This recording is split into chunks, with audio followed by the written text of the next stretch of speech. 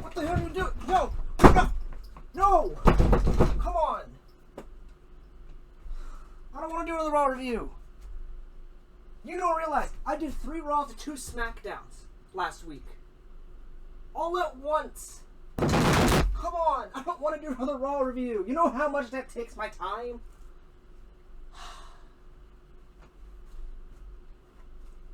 It's not the good shit, it's too much shit. Fine. Fine. I don't want to do this. Wait a minute. I don't have to do this. I forgot. Raw isn't my show. It's not. It's Gold's. Gold hasn't touched Raw in so long. Maybe Gold should have a little Raw reunion. I think that sounds pretty good. Hey, Goldie buddy. Wake up from your little nap. It's time to play the game. Alright, let me see here. Alright, let's see. Okay. Let me look at Raw. Alright, Raw. Huh, that's odd. Karrion Kross has a new look? I mean, it's not going to be that bad. Vince is not known for bad ideas. Not atrocious ideas. What the hell is this? Why does that look like a cosplay? Oh, No. I am not doing this shit. I'm going to delegate this to somebody else. Somebody's else. But who do I have to delegate it full time to? Nilsson? Nah, that's too easy. Vince McMahon? Nah, that's too hypocritical. Bark? Nah, that's... Well, actually, no. I'm gonna delegate this to some Aussie man that doesn't curse.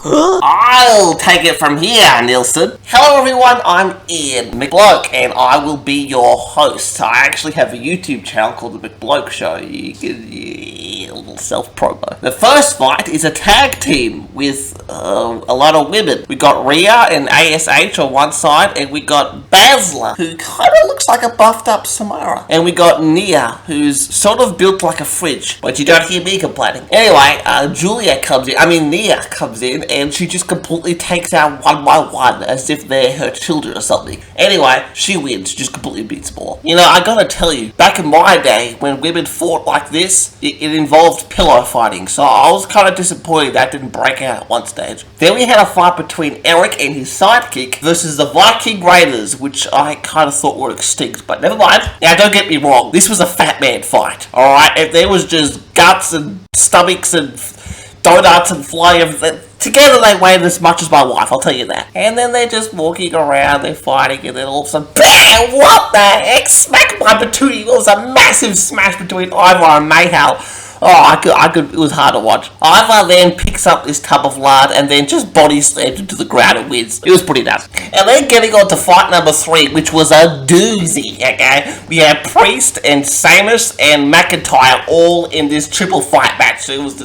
would say that Sheamus has like the best Irish accent I've ever heard in my entire life. I'm just putting it out there, alright? Googly-eyed, homely weasel Christian. Okay, getting on to the fight. Priest jumps and rolls on Sheamus and throws him out of the cage. But does he go away? Does Sheamus go away? When does Ireland ever go away? Am I right? They didn't do it in Braveheart. Sheamus starts smashing Priest around and then he starts celebrating, but then McIntyre comes out of nowhere like he's a dedicated postal worker. He then Superman jumps over the rope and then takes him out or takes everyone out. Oh, and then there was this massive back slam, alright? What's with the back slams in this tournament? Like, honestly, it really brings back memories. Vietnam ones at that. Anyway, Sheamus picks up McIntyre and lands on his back, and then Priest comes out of nowhere and just times out McIntyre to win the whole game. It was amazeballs, okay?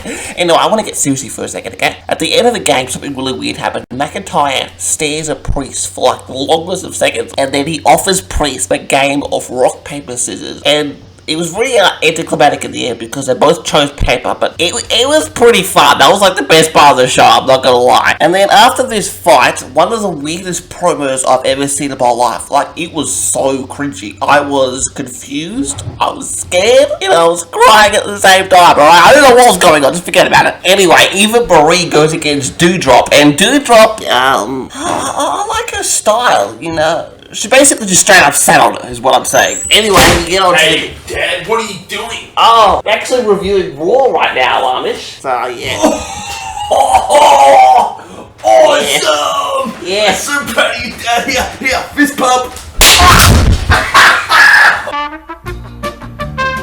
Anyway, I'll skip a fight. We'll go back to Nia versus Flair. The fridge is back, audience, and she's off to fight a harlot.